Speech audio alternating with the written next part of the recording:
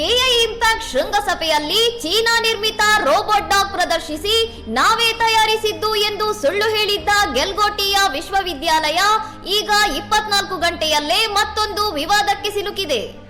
ಭಾರತದ ಮೊದಲ drone soccer arena ಎಂದು ವಿವಿಯ ಪ್ರಾಧ್ಯಾಪಕರು ವಿಡಿಯೋ ಮಾಡಿದ್ದರು. ಆದರೆ ಇದು ದಕ್ಷಿಣ ಕೊರಿಯಾ ಮೂಲದ ತಂತ್ರಜ್ಞಾನ ಎಂಬುದು ಈಗ ಸೋಷಿಯಲ್ ಮೀಡಿಯಾದಲ್ಲಿ ಸಾಕ್ಷಿ ಸಮೇತ ಬಯಲಾಗಿದೆ. ಮಾರುಕಟ್ಟೆಯಲ್ಲಿ ಸುಲಭವಾಗಿ ಸಿಗುವ ಸ್ಟ್ರೈಕರ್ V3 ನಂತಹ ಡ್ರೋನ್ಗಳನ್ನು ತಂದು ವಿಶ್ವವಿದ್ಯಾಲಯದಲ್ಲೇ ತಯಾರಿಸಿದ ಅಪ್ಲಿಕೇಶನ್ ಎಂದು ಸುಳ್ಳು ಹೇಳಿರುವುದಕ್ಕೆ ನೆಟ್ಟಿಗರು ಭಾರೀ ಆಕ್ರೋಶ ಹೊರಹಾಕುತ್ತಿದ್ದಾರೆ.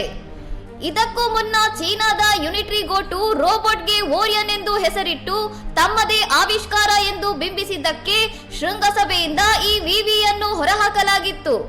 ರಾಷ್ಟ್ರ ಮಟ್ಟದ ತಂತ್ರಜ್ಞಾನ ಶೃಂಗದಲ್ಲಿ ಪರದೇಶದ ಉತ್ಪನ್ನಗಳನ್ನು ತಂದು ಮೇಡ್ ಇನ್ ಇಂಡಿಯಾ ಎಂದು ನಾಟಕವಾಡಿ ದೇಶಕ್ಕೆ ಮುಜುಗರ ತಂದ ವಿವಿಯ ವಿರುದ್ಧ ಕಠಿಣ ಕ್ರಮಕ್ಕೆ ಆಗ್ರಹ ಕೇಳಿ ಬಂದಿದೆ.